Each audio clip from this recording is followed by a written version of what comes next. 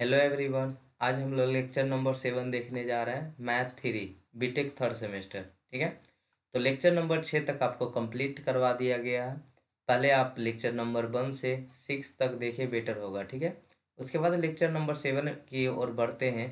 Solving partial differential equation type 2 का, जो आप पहले फर्स्ट में डायरेक्ट इंटीग्रेशन में पहले उस सबसे पहले देखें हम लोग, फॉर्मेशन देखें, फिर उसका क्या देखें, डायरेक्ट इंटीग्रेशन मेथड से देखें। ठीक है।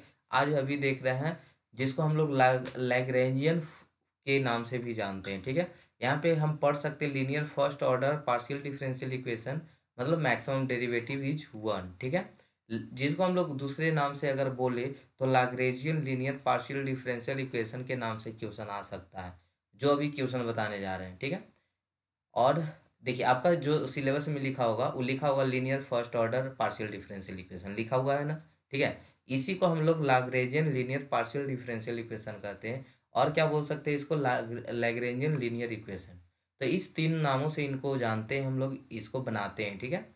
तो चलिए स्टार्ट करते हैं। Definition: the partial differential equation having a standard form, जिसका स्टैंडर्ड फॉर्म होता है capital P small P plus capital Q small q equal to R. वहाँ पे आपको जो पी है वो तो यहाँ पे नाम दिया हुआ है, और जो स्मॉल पी है वो आपका क्या है, d Z upon d x है। ठीक है। और क्यू क्या है, d Z upon D y है। ठीक है। तो इसका हम लोग बनाएंगे, आगे देखेंगे यूज कैसे करते हैं। वहाँ पी और क्यू और आर जो है फंक्शन है एक्स वाई जेड का। तो यहाँ पे हम अभी बोल रहे थे पी है क्या, d Z upon d x है, क्यू क्या है, d Z upon D y है। वर्किंग रूल हम लोग कैसे कैसे बनाएंगे क्वेश्चन को, तो यहाँ सब पॉइंट दिया हुआ है। तो वर्किंग रूल एक बार देख लीजिए। वैसे तो फर्स्ट बार देखने से कुछ पता चलेगा नहीं, क्वेश्चन सोल्व करेंगे तब भी समझ में आएगा। ठीक है। लेकिन फिर भी हम लोग एक बार देख लेते हैं कि क्या क्या पॉइंट मिल रहा है। राइट, क्योंकि देखिए मैथ है एक ऐसा चीज है कि अगर आप डेरिवेशन पहले करेंगे ना तो उतना समझ में नहीं आएगा। पहले उस पर सोल्यूशन कर लीजिए। ठीक है। पहले उस पर एक दो न्यूमेरिकल बना लीजिए, उसके बाद डेरिवेशन कीजिए, ज़्यादा बेटर समझ में आता है।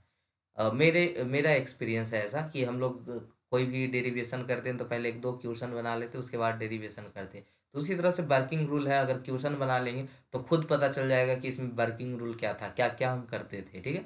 तो देख लेते एक बार। Right the Lagrangian linear partial differential equation standard form P, capital P P plus Q D equal to R. ठीक है। ये आपका क्या है, दिया हुआ है P small P plus Q D equal to R. Find the value of P Q and R. आपको क्या क्या वैल्यू निकालना है, यहाँ पे पी का वैल्यू निकालना है, क्यू का वैल्यू निकालना है, आर का वैल्यू निकालना है। फाइंड एक्सुलरी और subsidiary equation d x upon P D Y upon Q d Z upon R. मतलब हमको क्या क्या करना है, पहले पी क्यू का वैल्यू निकालना है, फिर d x upon capital P D Y upon capital Q d Z upon capital R. ठीक है। Solve the auxiliary equation grouping method variable separation method. ठीक है। उसके बाद हम या तो ग्रुपिंग मेथड करते हैं या वेरिएबल सेपरेशन मेथड से इसका सॉल्यूशन करते हैं। ग्रुपिंग मेथड कहने का मतलब कि यहाँ पे तीन इक्वेशन दिख रहा होगा, बराबर तीन इक्वेशन का है। एक सेकेंड, बराबर तीन इक्वेशन का है। तो ये पहले कोई दो इक्वेशन उठाइए, फिर कोई दो इक्वेशन उठाइए। तो इस तरह से हम लोग इसको पढ़ते हैं। ठीक है। मतलब इस तरह से हम लोग बनाते हैं। मेकिंग इंटीग्रेबल पेयर, अगर वो देखेंगे आगे कि कभी कभी दो पेयर होता है, कभी तीनों पेयर हो जाता है, कभी एक भी पेयर नहीं होता है, तो हम लोग उसमें कुछ मेथड का, कुछ रेशियो का यूज करते हैं। न्यू रेशियो बनाते हैं, उसके बाद सब्स्टिट्यूशन मेथड करते हैं। ठीक है। तो ये सब क्वेश्चन जब बनाएंगे तो आपको खुद ऑटोमेटिक पता हो जाएगा। ठीक है। उसके बाद सॉल्यूशन इसका लास्ट में कैसे लिखते हैं हम लोग, यू इजकल टू जो कांस्टेंट होता है यू और बी के रूप में निकाल लेते हैं, और उसको इस तरह से लिखते हैं। रुकिए एक सेकेंड दिखा रहे हैं। जो सॉल्यूशन आता है वहाँ पे मान लीजिए यू का वैल्यू आया, भी का वैल्यू आया, तो जो दो वैल्यू आएगा तो उसको यहाँ पे मान लीजिए x square plus three x आया, कुछ भी यू का वैल्यू भी का वैल्यू आया टू एक्स प्लस, बस इतना लिख देना है। ठीक है। यही आपका क्या है, ये इक्वेशन है। या ऐसा भी लिख देते, यू का वैल्यू इधर लिख दीजिए, आप फंक्शन ऑफ भी का वैल्यू इधर लिख दीजिए, भी इधर लिख दीजिए, फंक्शन ऑफ यू। तीनों में किसी तरह से इक्वेशन हम लिख सकते हैं। तो ये अभी आपको कब समझ में आएगा, जब नीचे क्वेश्चन करेंगे। ठीक है। एक दो इस पे एग्जाम्पल करेंगे। तो आइए एग्जाम्पल करते हैं। पहला क्वेश्चन लेते हैं। यहाँ पे सोल्व द इक्वेशन, इक्वेशन दिया हुआ है। ठीक है। इस तरह से क्वेश्चन पूछा जाएगा और देख के आपको पता चल रहा होगा कि लाग्रेंजियन का है। कैसे देख के पता चल रहा है? यहाँ पे जो पी है, स्मॉल पी है, उसके आगे क्या होता था? कैपिटल पी मानते थे। स्मॉल क्यू के आगे क्या मानते थे? कैपिटल क्यू मानते थे। आई इजकल टू जो बराबर के उधर था उसको आर बोलते थे। देखिए यही है लैग्रेंजियन वाला फॉर्मेट। तो लैग्रेंजियन फॉर्मेट मतलब एक्स स्मॉल पी रहेगा, स्मॉल क्यू रहेगा, ठीक है। तो ये लीनियर है, इसी में अगर स्क्वायर लग जाएगा तो ये नॉन लीनियर आ जाएगा, ठीक है। या पी क्यू हो जाएगा तो नॉन लीनियर हो जाएगा। लीनियर में से सिर्फ एक रहेगा, पी ही रहेगा या क्यू ही रहेगा, ठीक है। तो लीनियर बोलते हैं। इसी में पी स्क्वायर क्यू स्क्वायर आ जाएगा तो क्या हो जाएगा? नॉन लीनियर हो जाएगा। तो क्लियर है यहाँ पे बाबू? चलिए क्लियर ही होगा आई होप। चलिए आगे बढ़ते हैं यहाँ पे। तो देखते हैं क्या है। X P plus y Q equal to 3z। अब यहाँ पे जो इसको वैल्यू हम रखे P plus Q equal to R, so it Lagrangian. मतलब एक फॉर्मेट है लैग्रेंजियन का है। तो लैग्रेंजियन में पी का मल्टीपल को क्या बोलते थे? कैपिटल पी बोलते थे। तो पी इजकल टू यहाँ पे क्या है? एक्स। क्यू के मल्टीपल को बाई बोलते थे, तो क्यू का वैल्यू क्या है? बाई। और आर का वैल्यू कितना है? 3z, ठीक है। चलिए तीनों को आगे बढ़ाते हैं। Now auxiliary equation is written as. Auxiliary equation कैसे लिखने के लिए बताए थे? D x upon P, D Y upon Q और डी जेड अपॉन आर। याद आया? चलिए डी एक्स अपॉन कितना? इस पी का वैल्यू कितना है? क्यों देखिए डी एक्स अपॉन पी लिखना है, डी वाई अपॉन क्यू लिखना है, डी जेड अपॉन आर लिखना है। तो डी एक्स अपॉन पी का वैल्यू कितना हो गया? एक्स। डी वाई के वैल्यू डी वाई अपॉन क्या है? क्यू लिखना है। तो क्यू का वैल्यू कितना हो गया? बाई। और डी जेड अपॉन क्या लिखना? आर। तो आर का वैल्यू कितना हो गया? 3z। तो ये एक ग्रुपिंग बन गया। इसी को ग्रुपिंग मेथड से सोल्व कर दे। कितना आसान देखिए।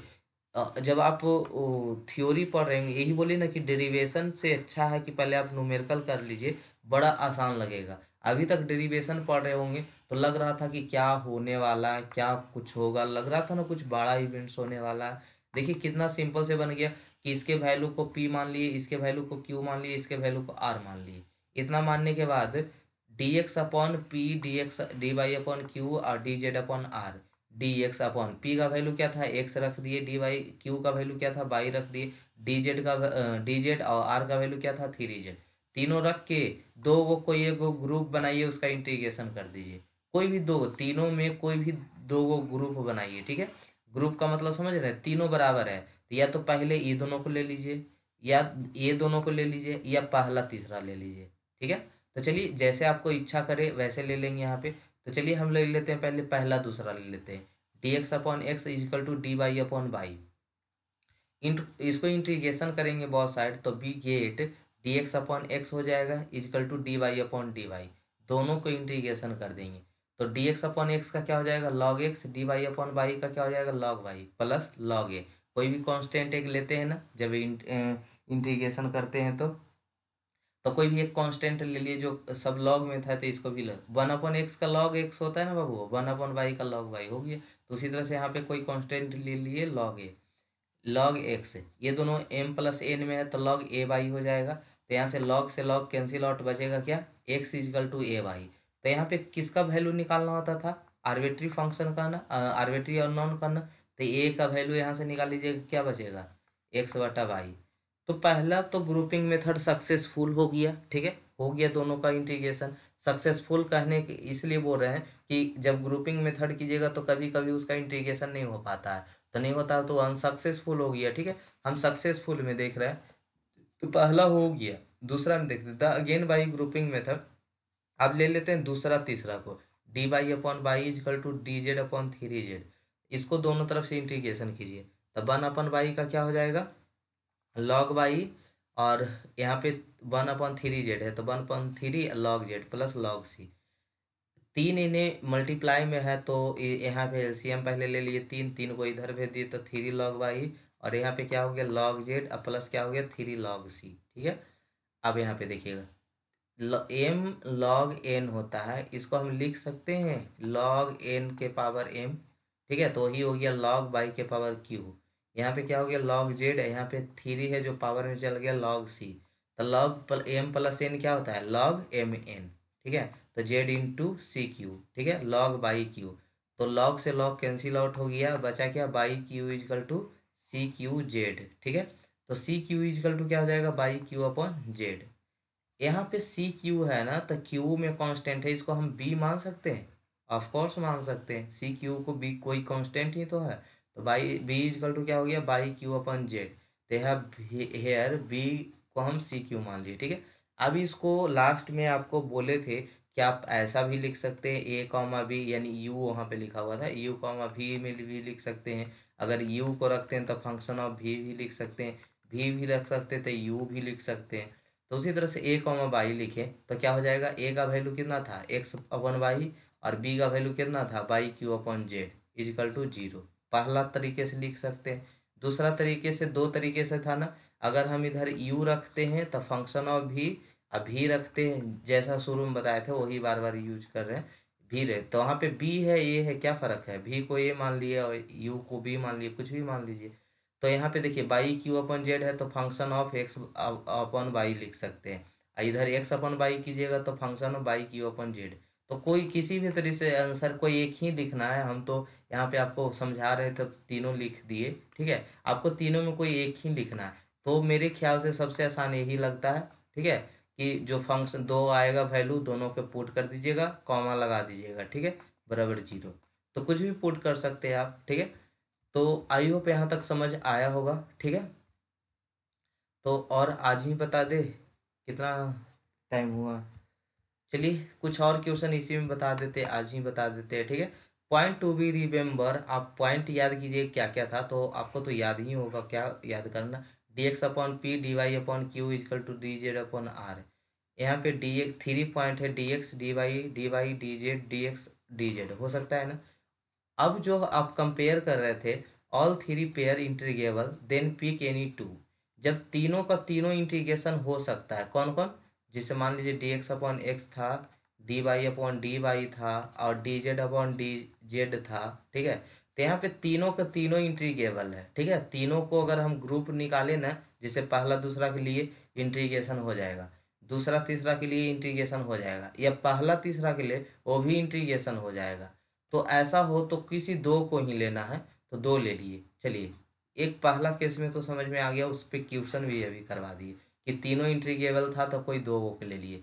अच्छा, कोई कोई केस में ऐसा हो सकता है कि फर्स्ट सेकेंड की किए तो हो गया, सेकेंड थर्ड को किए तो हो गया, लेकिन पहला तीसरा में नहीं हो रहा है, तो हमको दो से ही मतलब है, दो से ही मतलब है, कोई दो हो जाना चाहिए, ठीक है। तो दो हो जाएगा तो वही दो वो ले लेंगे, two pair integrable then pick those two. जो हुआ है इंटीग्रेबल, जो है इंटीग्रेबल, जैसे तीन फंक्शन था ना, यहाँ पे तीन फंक्शन, इसको मिटाते हैं थोड़ा सा। यहाँ पे जो तीन फंक्शन था ना, तो मान लीजिए कि कोई ये दोनों नहीं होने वाला है, मान लीजिए पहला तीसरा नहीं होने वाला, तो पहला तीसरा लेना ही नहीं, कोई दुइये को तो लेना है, तो ये दोनों ले लेंगे, ये दोनों ले लेंगे। या मान लीजिए यही दोनों नहीं हो रहा, तब पहला तीसरा ले लेंगे और पहला दूसरा ले लेंगे, तो कोई दो पिक करके उसको बनाना है, तो ठीक है, यहाँ तक भी समझ में आ गया। लेकिन कभी कभी ऐसा हो सकता है कि दोनों में जैसे ए ही सिर्फ है जो इंटीग्रेबल है, बाकी दूसरा तीसरा नहीं है, न पहला तीसरा है, मतलब यहाँ कई गो है इंटीग्रेबल, सिर्फ एक है। तो यहाँ पे कुछ अपने मन से न्यू रेशियो बना के बनाना पड़ता है, ठीक है। तो उसको हम लोग देखेंगे, क्वेश्चन करवाएंगे, सब पे क्वेश्चन करवाएंगे। One pair integrable then pick that one, और apply method of multipliers once to have new ratio, ठीक है। कोई हमको न्यू रेशियो बनाना पड़ता है वहाँ पे। कभी ऐसा भी हो सकता है कि तीनों में कोई इंटीग्रेबल ना हो, ठीक है। कोई क्वेश्चन बना आपका, कोई क्वेश्चन बना इस तरह से, और तीनों में कोई इंटीग्रेबल ना हो, ठीक है, ना तो ये दोनों है, ना तो ये दोनों है, ना ये है, तो वहाँ भी न्यू रेशियो, दो न्यू रेशियो बनाना पड़ेगा। देखिए जब एक था इंटीग्रेबल, बाकी दो नहीं था, तो एक रेशियो करेंगे तो दो हो जाएगा, तो यानी दो का इंटीग्रेशन हो गया। यहाँ पे एक भी नहीं है, तो आपको बारी बारी से दो बार न्यू रेशियो बनाना पड़ेगा। अब न्यू रेशियो क्या है बनाकर बताएंगे, ठीक है। तो ये चार केस तरह आपको पढ़ने पढ़ने को मिलेगा, ठीक है। चार तरह का केस है यहाँ पे। तो चलिए उसी को देखते हैं बारी बारी से solve. Y two Z upon X P plus X Z Q equal to Y square.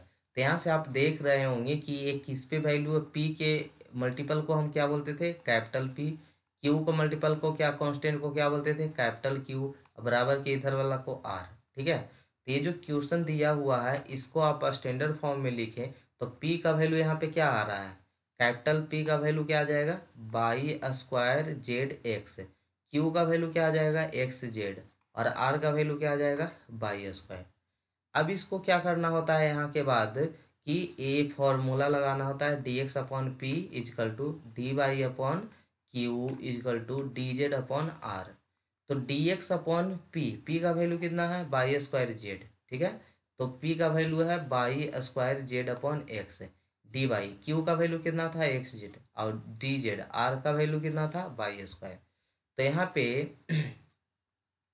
इसको नीचे में एक्स है तो ऊपर में भेज दे X into D x upon Y square Z, ये क्या हो जाएगा D Y upon X Z, और क्या हो जाएगा D Z upon Y square. Now by grouping method from auxiliary equation to be get X D x upon Y square Z, पहले ये दोनों को ले रहे हैं, ठीक है, पहले ये दोनों को ले रहा है। तो X D X Y square Z equal to D Y, grouping बनाना होता था ना वही ग्रुपिंग कर रहा है, D Y upon X Z.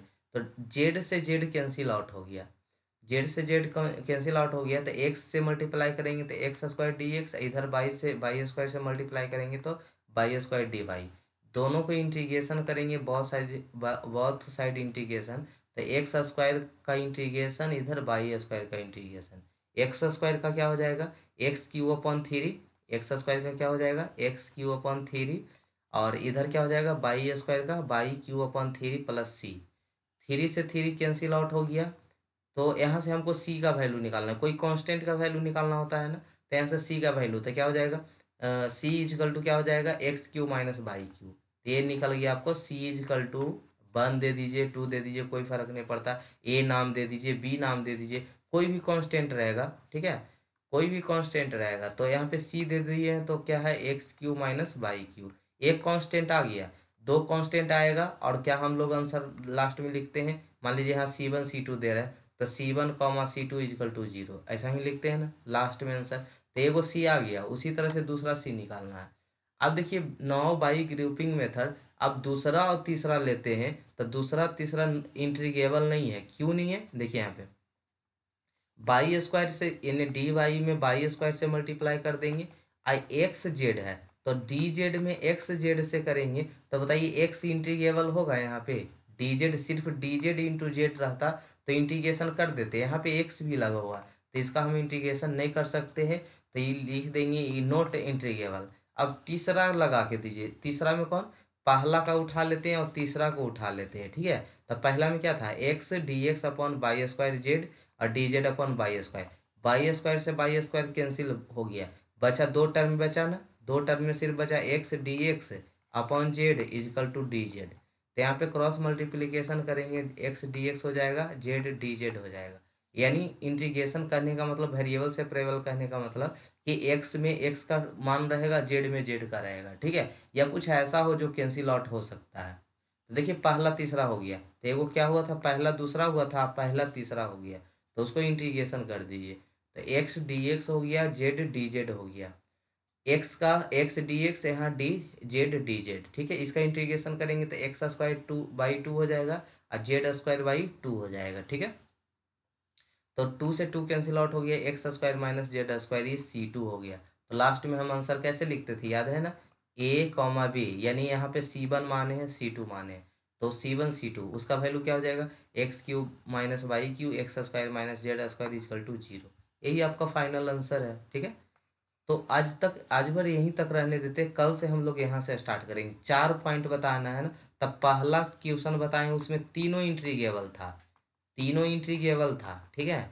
अभी जो बताएं उसमें क्या था, जो अभी दूसरा क्वेश्चन पहला क्वेश्चन में था, दूसरा क्वेश्चन जो अभी बता रहे थे उसमें क्या था, पहला दूसरा तो इंटीग्रेबल था लेकिन दूसरा तीसरा इंटीग्रेबल नहीं था, और पहला तीसरा इंटीग्रेबल था, मतलब दो इंटीग्रेबल वाला बना दिए, तीनों इंटीग्रेबल वाला बना दिए।